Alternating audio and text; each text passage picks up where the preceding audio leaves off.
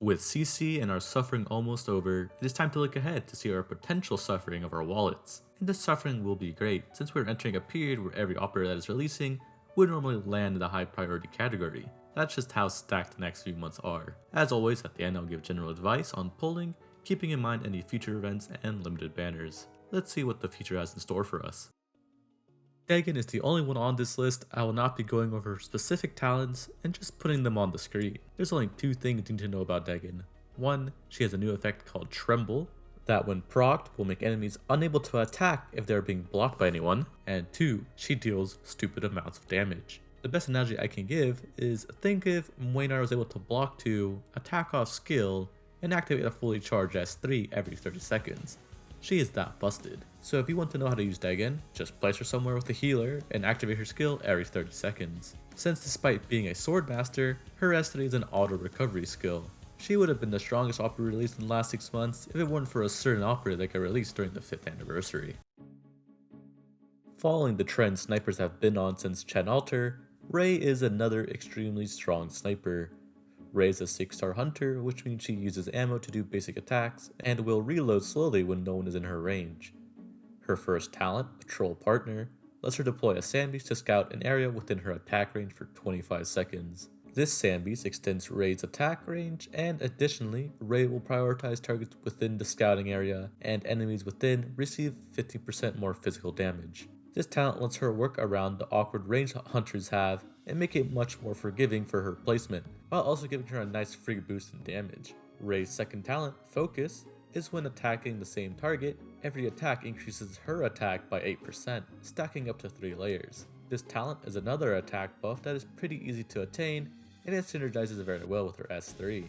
Speaking of which, seeing the light makes Ray immediately stop attacking until all bullets are reloaded, it massively reduces her reload interval, it expands her attack range, and she now deals 330% physical damage, while also binding targets for 2 seconds. If she defeats an enemy within the skill duration, she gains 10 SP when the skill ends. Being forced to reload to max ensures that Ray will not waste her skill by not having any ammo and having to reload midway through. Ray on skill and paired with the Sandbeast, she can dish out ludicrous amounts of damage while also being able to provide a decent amount of CC with her bind.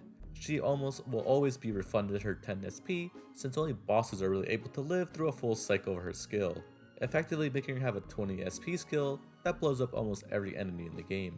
If you can work around the awkward hunter range, Ray will give your team a massive boost in damage output. Zola is the newest 6-star Solo Blade Guard. Have you ever thought about what if Hella Girl was hella great and then Hella die immediately and became hella immortal? Well, that's Zola in a nutshell. His first talent, Candlelit Shadow, gains up to 50 ASPD and increased SP per second to 2 under the Berserk effect. The max effect is reached once he has lost 70% of his health. This talent is great on its own due to the plus SP per second, but paired with his second talent and skills, it becomes even better.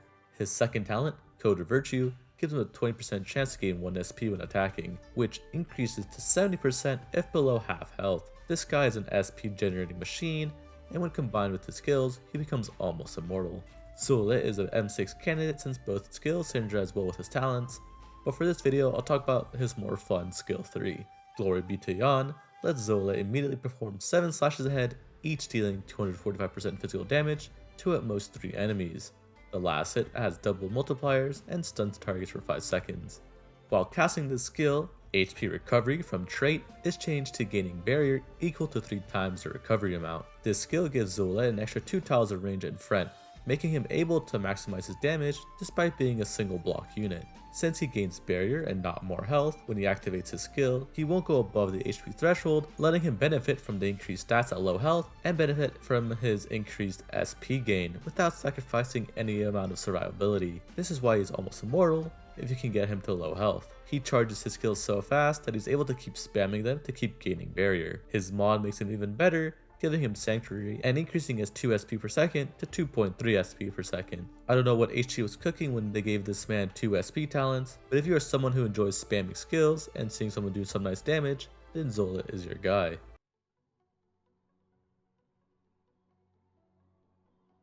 Shu is the newest sweet sibling and our newest and best Guardian Defender. Shu's first talent, Evergreen Crocs, is when healing allies, Shu sows the tiles they are on and the 4 adjacent tiles, granting the following effects. Recover 70 HP every second and gain 10% shelter. So you know how A has a passive healing? Shu has it too, and it makes your units receive 10% less damage. So it's a pretty nice healing talent that makes your units have even better survivability. Also, it heals unhealable units like Mudrock. So yeah. Her second talent, Heavenly 4 Seasons, makes it so when there are 3 operators of different classes deployed, all operators gain 12% more max HP. When there are 3 operators of the same class deployed, all operators gain attack speed plus 12. When there are 4 Sui operators in the team, all operators gain attack plus 12% and recover 1 SP every 4 seconds. This is just a nice flat buff that over time is pretty easy to fulfill once you start placing more operators down. It does give a great boost to the Sui sibling team, and it's even easier to achieve since you just need to have them in your squad to get the benefit. However, it does require to have all the siblings, which if you started late, is probably not going to happen. While the limited gated talent is a downer, Shu by herself is extremely fun and useful, and that can be seen in her skill 3. Wither and Prosper expands her healing range. She's now able to attack while healing allies, attack plus 50% when there are ground enemies on so tiles. Allies within skill range gain attack plus 25%, and attack speed plus 25. When enemies pass so tiles, grant them the following effect. When going more than 2 tile distance away from the so tile, teleport back to that tile. While teleporting is funny and flashy, the attack boost you get on this skill is very impressive. Shu essentially gives everyone in her healing range a mini Auk buff, and it doesn't require half killing your allies. Fulfilling the 50% attack increase is quite easy since if your operators are blocking, the enemies will be on a so tile, and if you link anyone to the low block count, they will just teleport backwards, letting you block new enemies every time they pass you. And the real benefit is that for 30 seconds, you are unable to leak essentially. Though it should be noted that aerial enemies are not affected by the teleportation effect. These next 3 months of operators are all very high power, and in any other period of time would have landed at the highest priority. That is why if anyone lands in low or medium priority, just know there are still absurdly good units that you can't go wrong in pulling. Let's get into the pulling recommendation. As always, these are just my opinions, and you should always pull the characters you want the most, and the good thing this time around is that they're all very good units. Going by CN release order, we start with Degen. She, until a month ago, was arguably the best unit in the game with how much damage she could output, and she still sits at the top of the meta as arguably the best guard in the game, depending on who you ask. She goes straight to the highest priority for being an absolute damage dealing monster that is very easy to use. Most new players won't have any trouble using her since she's a win button operator, very much like Moinar. But unlike Moinar, she can block 2, ignore defense, has iframes on her S3, and she can use her skill every 30 seconds. So yeah, Degen is cracked. Ray is in an interesting position. She's undeniably a very strong operator that will make people who like big numbers very happy, and she will kill most things with ease, but she's right before the limited event, and she's after Degen, a banner most people are likely to pull on. She's hard to use than say someone like Typhon or Posey due to her hunter's weird range and ammo mechanic. Despite all of that, she lands at the highest of medium priority, because she just does that much damage while providing CC. It does have to be noted that Ray will not have your rerun banner, so this is the only time you can get her at the 50% rate up. Zola is a very strong guard with good damage and is nigh unkillable with a crazy fast SP charge rate and barrier gain on skill. For the first time in a long time, an operator on the limited banner is not being placed at the lowest priority.